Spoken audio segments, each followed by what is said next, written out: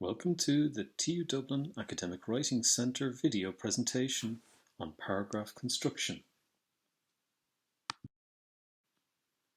This presentation outlines the definition of a paragraph.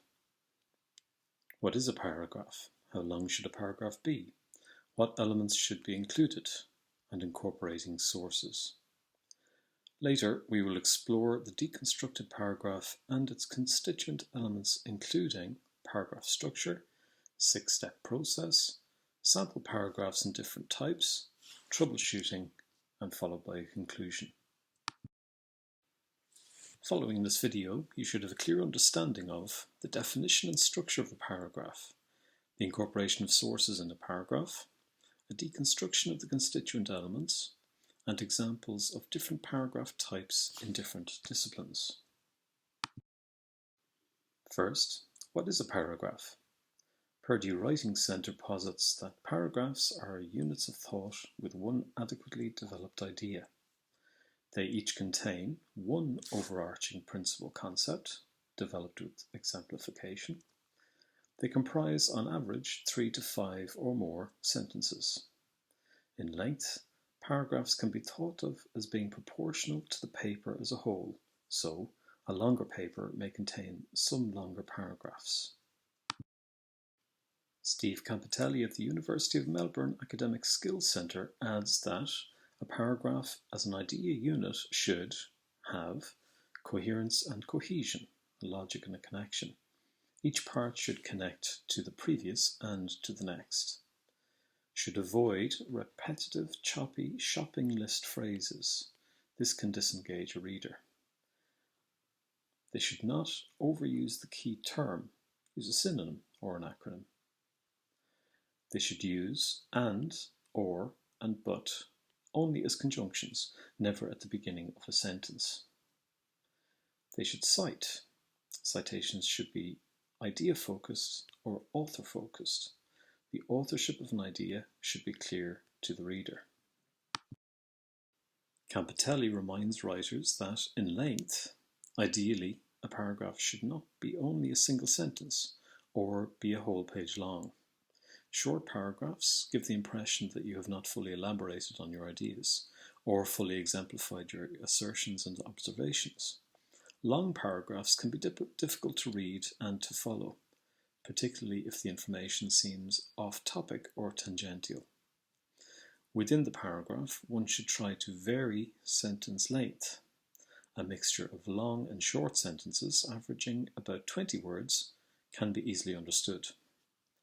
Readers' innate understanding is that the sentence, as with spoken language, has an intimate connection with the breath. Read your sentences aloud to discern the cadence and flow of your writing. What elements to include? When thinking about what to include, ask yourself questions such as, is this information relevant and sequential? Or is it tangential or misplaced for the topic? It may be that some paragraphs can be combined if they're about the same thing. Conversely, is a paragraph detailing more than one central controlling idea? If so, then perhaps the information can form two separate paragraphs. The Writing Centre at the University of North Carolina at Chapel Hill summarised Rosamund Barron's writing in the Allen and Bacon Handbook, stating that the paragraph should be unified. All of the sentences in a single paragraph should be related to a single controlling idea, often expressed in the topic sentence of the paragraph. They should clearly relate to the thesis. The sentences should all refer to the central idea or thesis of the paper. They should be coherent. The sentences should be arranged in a logical manner and should follow a definite plan for development, and they should be well developed. Every idea discussed in the paragraph should be adequately explained and supported through evidence and details that work together to explain the paragraph's controlling idea. When incorporating sources, a writer can employ useful techniques such as paraphrasing, conveying the meaning, though not the exact words, of a source, direct quotation, quoting the exact words of an author, together with an explanation and simplification if necessary, summarizing, distilling the information provided by a source in fewer words, synthesizing, incorporating the argument from the source in a succinct manner, referencing. All of the above techniques require full references in the style of the writer's discipline. See our website for further information on referencing. When structuring a paragraph, one should consider the following. The sequence, link and flow are important for the overall piece, as well as for the paragraph. Therefore, planning the whole piece is a vital first step. Just like the structure of the piece as a whole, paragraphs have an internal structure composed of an introduction, a main body which comprises multiple parts, and a conclusion. The paragraph fulfills a particular function within the piece, whether that is as an introduction, as a content paragraph, or as a conclusion. The general form remains the same. Here we see a diagram of the ideal structure of the paragraph provided in Pocket Study Skills by Julia Kopus. In it, we notice the topic sentence. This is the main controlling idea. The explain and clarify. The point made in the topic sentence is fleshed out in 1 to 3 or more sentences. Evidence is provided. Provide supporting evidence to back up the main point, using quotations, statistics, examples, illustrations, etc. And lastly, we provide a segue to the next paragraph or section. A paragraph can be constructed using these 6 steps. Step 1. Decide on the controlling idea and create a topic sentence. Step 2. Explain the controlling idea. Step 3. Give an example or multiple examples. Step 4. Explain the examples. Step 5. Complete the paragraph's idea. And step 6. A transition into the next paragraph. This is a sample paragraph in full. Take a moment to read through the whole paragraph to see if you can identify the various elements. Note the topic sentence, the exemplification, the explanations, and the sources. Here are the elements of the sample paragraph broken down into their constituent parts, beginning with the topic sentence. The topic sentence informs the reader what the paragraph is about, provides a clear indication as to the relevance of the paragraph and where the writer has placed it. It should try to be focused and to the point. From the example, the World Health Organization has indicated that 1.2 million people die in accidents each year. The controlling idea gives a more detailed account of the main topic. It allows the reader to connect the topic with the new information being provided, and it seeks to solidify and ground the new information as a support to the topic. From the example, driverless cars have been deemed an important technology in reducing a portion of those deaths due to human error. Next, we have the evidentiary information. Evidence should be provided to help persuade the reader. This evidence should be precise and not tangential to the topic. Preferably, the evidence should not be anecdotal, but should instead be academic and itself based in evidence. References must be provided and sources acknowledged. From the example, a driverless car, otherwise termed a self-driving car or an autonomous car, broadly refers to a robotic vehicle that works without a human operator. Benenson et al. 2008, Padden et al. 2016. The explanation. The writer should not assume that the evidence speaks for itself. Any evidence provided must be explained. The explanation connects the original controlling idea to the factual framework. It can provide a support for the choice to include the evidence. From the example, more specifically, It can be defined as those in which at least some aspects of a safety critical control function, e.g. steering, throttle or braking, occur without direct driver input. From the NHTSA 2013, page 7. Next, the conclusion sentence.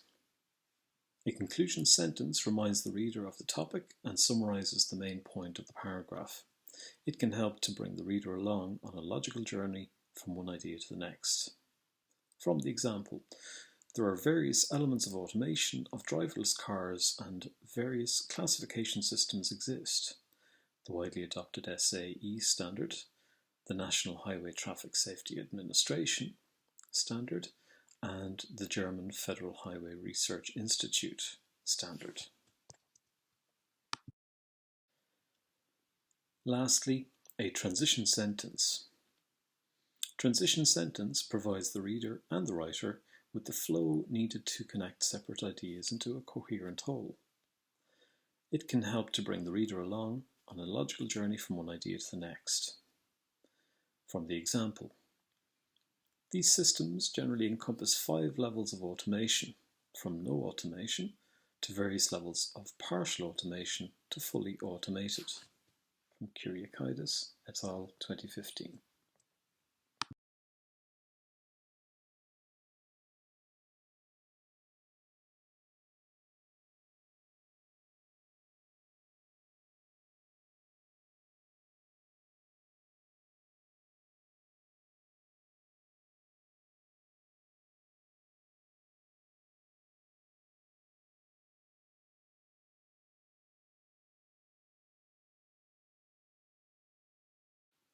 Here we see the entire paragraph, this time colour-coded to show the constituent parts.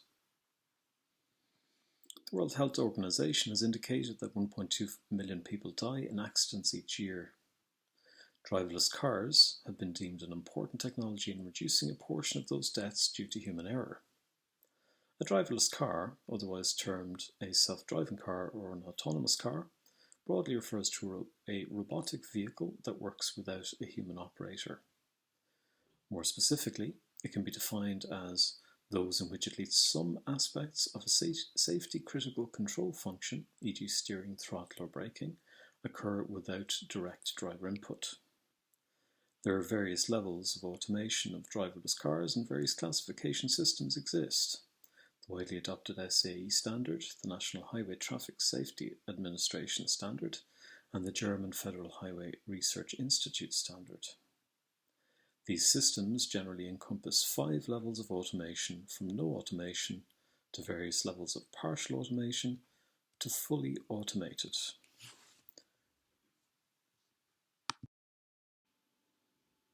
Many different types of paragraph can be written, depending on the circumstances and the purpose. An introduction paragraph is a general overview of the topic, including, perhaps, a short history and a brief guide through the following document. A conclusion paragraph is a general summation of the main points of the text. Importantly, it contains no new information. Other types of paragraph include a paragraph by argument, a paragraph by process, a paragraph by comparison and contrast. We will explore these. In a paragraph by argument, again the topic sentence will provide the reader with an indication of the topic.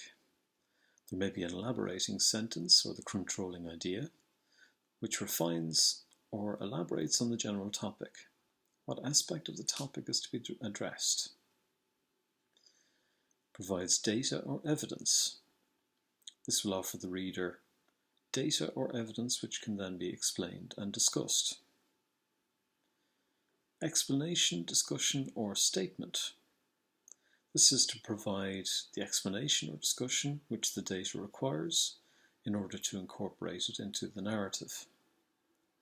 The conclusion sentence and the transition should conclude the paragraph by reminding the reader why the point made is relevant to the question. How does the paragraph relate to this one? A writer can provide a link sentence in order to make the progress obvious. A paragraph by argument is included here from Palgrave's Study Skills by Boyle and Scott. Can you identify the elements explored above? Students in the sciences have a variety of options open to them after they complete their undergraduate studies. Many of these students choose to go on to study postgraduate degrees. In 2015, approximately 5,000 completed a Leavers survey. Of those students, 45% stated that they would be looking to apply for further study, with 35% opting to leave academia, and the remainder undecided. From this, we can see that the postgraduate study is clearly the favoured option of the majority of students, much more so than going out into the wider workplace. But precisely which subjects do students go on to study at master's and PhD level? A paragraph by process is a valuable technique, particularly for science students. A paragraph by process involves a step-by-step approach to writing, describing the processes undertaken to complete an experimental procedure.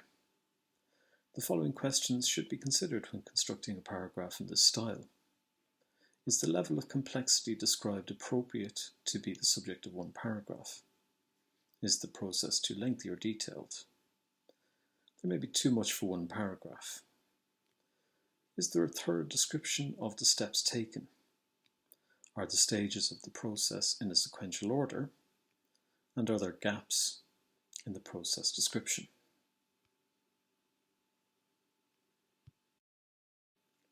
Serotonin, or S-hydroxytryptamine, is a neurotransmitter. It plays a role in regulating the appetite. While dopamine is released in order to stimulate appetite, serotonin is released later when food is being consumed. This activates the 5-HT2C receptor on cells that make dopamine, which is the consequence of preventing more dopamine from being released. This means that serotonin stops the appetite. This is only one role serotonin plays in the nervous system. A paragraph by comparison and contrast. This is a useful paragraph model to examine the relationships between two items, concepts, or processes, and to draw similarities between them.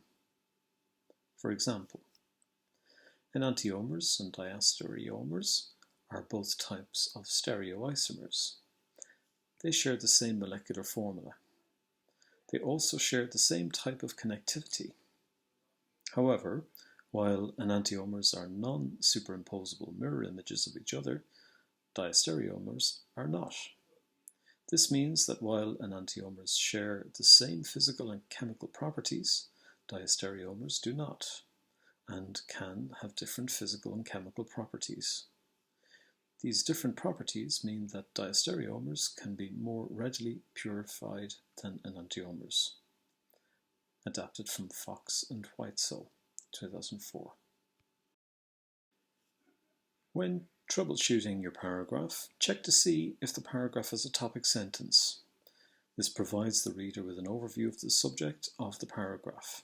If there is none, the reader is unsure as to why the information is being included. Note that a topic sentence can sometimes be in the middle of a paragraph. Ensure that the paragraph does not have more than one controlling idea. This can occur when there are two or more unconnected ideas in the paragraph. For each new idea, a new paragraph is appropriate. Be careful to provide transitions within the paragraph. This is necessary where there are lists of issues which appear unconnected. Transitions can be made using the first and the second, or by using the former and the latter to connect the information logically. A writer can use connecting words such as however, additionally, or therefore to indicate links within or between ideas. In conclusion, paragraph construction is intimately connected and proportional to the structure of the overall piece. Like the whole piece, a paragraph has an internal structure and form. It comprises a topic sentence, a controlling idea, an explanation, exemplification, and a concluding sentence, with a transition to the following idea. Different types of paragraph can be structured differently, though a comprehensive unit should contain the above elements. Here's a list of references and resources. Thank you for your attention. Please see our website at www.dit.ie/awc. From there, you can book a one-to-one consultation with a tutor, register for thematic workshops, or you can consult online academic writing resources and links. Thank you.